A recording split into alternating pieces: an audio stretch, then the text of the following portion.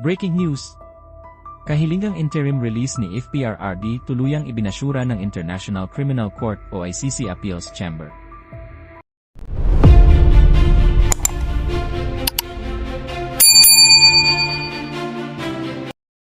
Tuluyang ibinasura ng International Criminal Court, ICC Appeals Chamber ang hiling ni FPRRD na interim release habang hinaharap niya ang mga kasong may kinalaman sa giyera kontra droga. Sa desisyong binasa ni Judge Luz del Carmen Ibanez Carranza, pinagtibay ng Appeals Chamber ang nauna ng pasya ng Pretrial Chamber na hindi dapat palayain si dating Pangulong Duterte dahil sa pagturing umano sa kanya bilang isang flight risk.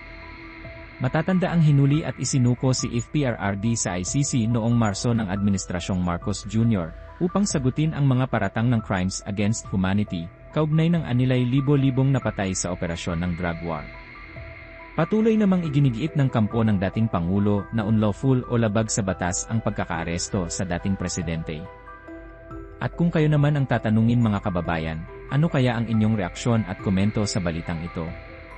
Please comment down below at huwag na rin kalimutang i-like at share ang ating video. Thank you for watching.